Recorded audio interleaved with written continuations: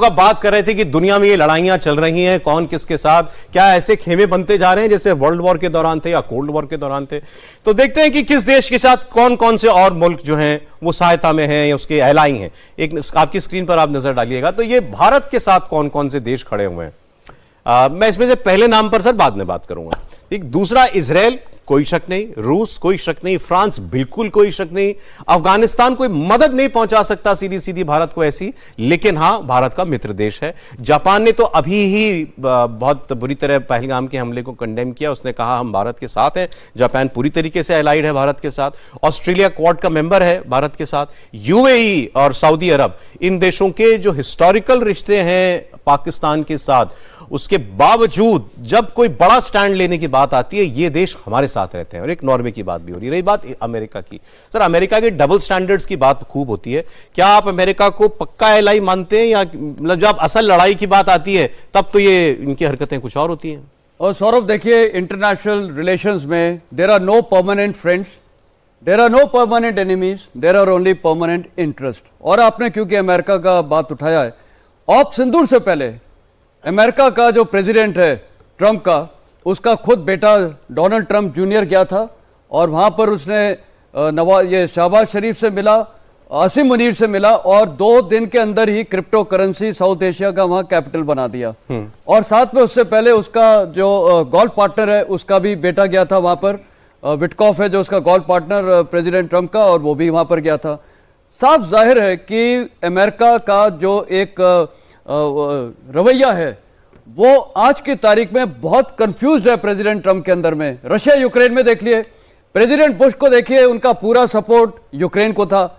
President Trump ने बोला था मैं ये लड़ाई 1 दिन में रुका दूंगा, वो नहीं रुका पाए, कुछ नहीं हुआ। और अब वो बोलते हैं कि मैं प्रेसिडेंट पुतिन को भी शायद धमकी दूंगा और मैं प्रेशर मारूंगा और इकोनॉमिक सैंक्शंस और ये वगैरह।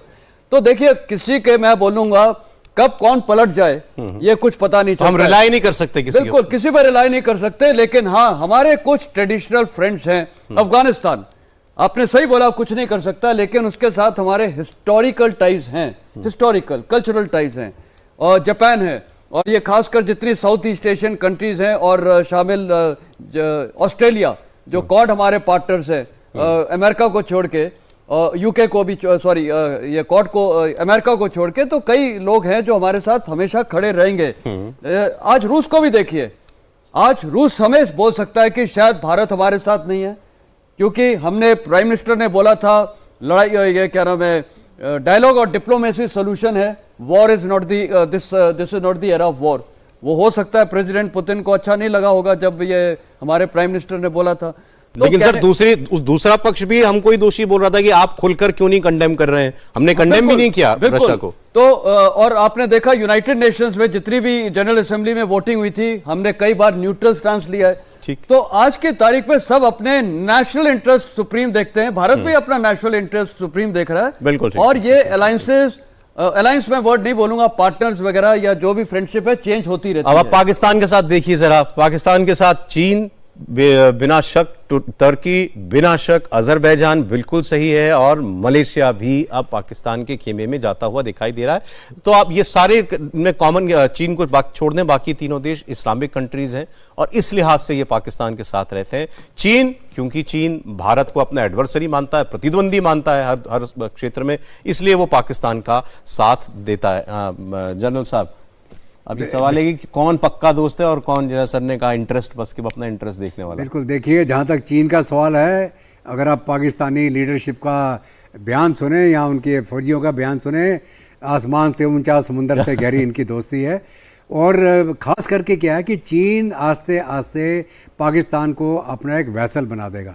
वैसल का मतलब कि वो बिल्कुल कब्जा कर जाएगा कॉलोनी जैसा बना पाकिस्तान के ऊपर, क्योंकि इतना इनको लोन दे चुका कि पाकिस्तान कभी उसको वापस नहीं चुका पाएगा।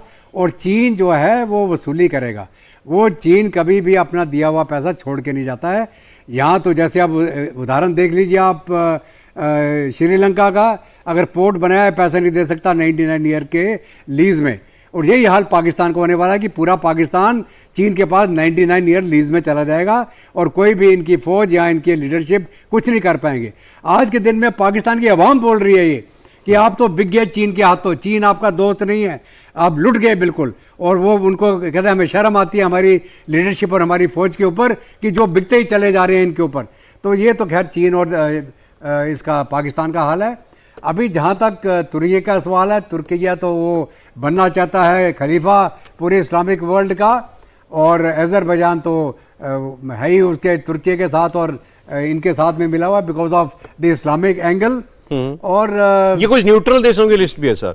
न्यूट्रल उत्तर कोरिया वैसे तो रशिया के साथ लाइन है। उत्तर कोरिया का जहाँ तक सवाल है, जो मिसाइल टेक्नोलॉजी पाकिस्तान को मिली उत्तर कोरिया से, पाकिस्तान ने उसके एवज में क्या दिया उसको, न्यूक्लियर टेक्नोलॉजी। ठीक है, तो ये न्यूट्रल लिस्ट में गलत है, इसको ये पाकिस्तान के न्यूट्रल साथ लिस्ट में यहाँ वही बोलिए नेशनल इंटरेस्ट की बात है। जब उसको न्यूक्लियर टेक्नोलॉजी चाहिए थी उसने दिया होगा, बार्टर किया होगा ना, मैं तेरे को मिसाइल देता हूँ तू मेरे को न्यूक्लियर।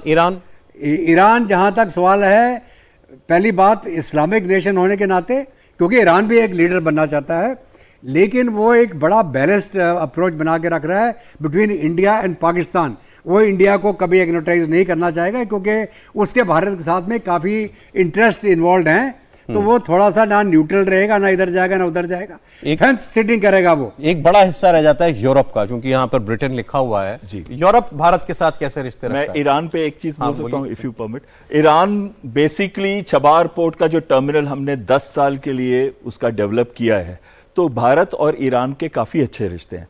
लेकिन पहले हमारा ऑयल का भी इंपोर्ट ईरान से बहुत होता था, लेकिन क्योंकि इन पे सैंक्शंस लगे उस वजह से हमने इंपोर्ट करना बंद कर दिया। अब अगर न्यूक्लियर डील हो जाती है तो ईरान के साथ अच्छी दोस्ती हो जाएगी, क्योंकि वहां से हमारा INSTC रोड कॉरिडोर है, सेंट्रल एशिया तक जा सकता है। और दूसरा कम आते हैं हम यूरोप के अंदर। यूरोप को मैं एक चीज़ आपको बहुत क्लियरली बताऊं, यूरोप किसी के भी सगे नहीं है। जो वे पश्चिमी देश हैं ये सबसे पहले अपना इंटरेस्ट देखते हैं, और दूसरी चीज आती है कॉम्प्लेक्स रिलेशनशिप। जब अमेरिका को देखो वो हमारे साथ है क्वाड के अंदर, लेकिन जब बात आती है पाकिस्तान की तो वो पाकिस्तान को सपोर्ट करता है, क्योंकि उसको एक पाकिस्तान देश चाहिए अफगानिस्तान, ईरान, इराक इस कॉरिडोर के अंदर, ताकि कल कुछ भी होता है तो पाकिस्तान के बेसिस जैसे वो पहले इस्तेमाल करता था तो कहीं ना कहीं उसका फायदा देता है पाकिस्तान को। वो हाँ जी, हथियार देता है पाकिस्तान, हथियार भी देता है और बेस खरीद लेता है वर्चुअली, उसके पैसे देते हैं जब ये एम्प्लॉय करते हैं। अब यूरोप में जब हम आते हैं तो यूके जो रहा है, क्योंकि उन्होंने कॉलोनियल रूल रखा है हमारे ऊपर इतने साल से, उनको अभी भी लगता है कि जो भारत है उसको सब्जुगेट किया जा सकता है। और साथ में जो दूसरे देश हैं उसमें सबसे अच्छी दोस्ती हमारी फ्रांस के साथ है। फ्रांस के साथ है। भाई देखिए, तो आप जैसे आपने कहा, जैसे फ्रांस के साथ भी बहुत अच्छा दोस्त है हमारा, और अभी मैक्रोन ने भी, वो भी इसी शांग्रीला डायलॉग में सिंगापुर गए हुए थे, उन्होंने तो कहा कि मैं भारत के साथ अपनी पार्टनरशिप बहुत आगे ले जाना चाहता हूं। भारत स्पेशली, उन्होंने एक ही देश का नाम लिया, वो इंडिया है। लेकिन उनके साथ भी हम सुनते हैं कि वो राफेल जहाज का शायद कोई सोर्स कोड, बिल्कुल सोर्स कोड का एक मतलब होता है कि जो मिशन कंप्यूटर होते हैं और जो रेडार होता है उसमें जो सॉफ्टवेयर कोड इस्तेमाल किया जाता है, उसका कोड अगर नहीं देंगे तो हम कोई नया वेपन सिस्टम उसमें नहीं लगा सकते। जैसे कि हमारी अस्त्रा मिसाइल हो गई, ब्रह्मस हो गई, और हर टाइम हमको उनके पास जाना पड़ेगा, तो उनको फायदा होगा, वही कॉन्फ़िगर कर वही करेंगे, और वो टाइम भी जाएगा और पैसा भी लेंगे। तो आपकी डील में ये नहीं था कि आप वो सोर्स कोड दें आपको? एक्चुअली हमने जब जहाज लिए थे, जैसे मिराज 2000 लिया, हमने ये गलती मिराज 2000 के टाइम में भी की थी, और फिर ये गलती की रफाल के टाइम में 26 लेके। लेकिन अब जब हम 36 ले रहे हैं तो हम वहां पे इनको बता रहे हैं। मैं ये आपको बता रहा था कि फ्रांस बहुत पक्का दोस्त है, लेकिन फिर भी फिर हमारी कुछ जो बहुत जरूरतें होती हैं, रक्षा की जरूरतें होती हैं, वो उसमें कुछ आनाकानी कर रहा है। कोई आज कोई कोल्ड वॉर जैसा है क्या कि दो सुपर पावर और आधी दुनिया इधर, आधी मतलब कुछ इधर कुछ इधर, कुछ न्यूट्रल भारत जैसे उस दौरान, या कि रशिया हमारा दोस्त भी है, पाकिस्तान की भी मदद करता है, चीन उसका सबसे बड़ा एलाई है, चीन हमारा एडवर्सरी है। तो बिल्कुल आप देखें कॉम्प्लेक्स रिलेशनशिप जैसा आपने शब्द इस्तेमाल किया था। बिल्कुल देखिए, ये हो तो रहा है मल्टीपोलर वर्ल्ड, लेकिन ऑन ग्राउंड ये जो कोल्ड वॉर एरा का जो एक कोल्ड वॉर चल रहा था उस पर अलाइंसेज हो गए थे, कुछ वैसा ही अब दिखता जा रहा है, और ये इसके कारण है। पहली बात आप देखिए, रशिया यूक्रेन वॉर से तो एक बहुत ही पोलराइज्ड, अगर आप 2-3 न्यूक्लियस पकड़ पाए कि अच्छा देखिए ये बड़े देश हैं और इनके साथ ये लोग जुड़े हुए हैं, तो हाँ, कैसे तो लॉन्ग टर्म में मेरे को लगता है रशिया, चाइना, नॉर्थ कोरिया, ये 3 देश हैं, और ईरान थोड़ा अभी बैलेंसिंग फैक्टर में। जहां ईरान को ये प्रेसिडेंट ट्रंप ने खूब धमकी दी और ये जो ईरान न्यूक्लियर डील पे चल रहा है वो भी इस कैंप में आ जाएगा। तो एक तो ये कैंप दिख रहा है, दूसरा कैंप है west, only west, America question mark with president Trump की पॉलिसी है, बट लॉन्ग टर्म में प्रेसिडेंट ट्रंप को भी पता है कि वेस्ट बहुत जरूरी है। जहां तक भारत का सवाल है, भारत आज एक स्ट्रेटेजिक ऑटोनॉमी रखा हुआ है और वो मेरे को लगता है हमारे पास उसमें सारे options open we are not in any one camp. नहीं, we are not in any one camp and I think हमारी जो पॉलिसी है बहुत अच्छी है, क्योंकि एज ऑन डेट भारत ही एक ऐसा देश है जो विश्व में सबसे बात कर सकता है, चाहे वो पैलेस्तीन हो, चाहे रशिया हो, चाहे यूक्रेन हो, चाहे इजराइल हो।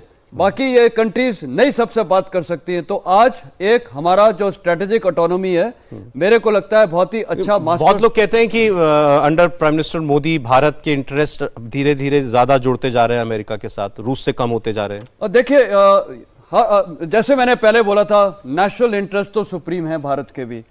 आज भारत ने वो जो स्ट्रेटेजिक ऑटोनॉमी रखे हैं, हम पार्टनर्स हो रहे हैं अमेरिका के साथ और हम लॉन्ग टर्म पार्टनर्स या स्ट्रेटेजिक अलाई थे रशिया के साथ भी।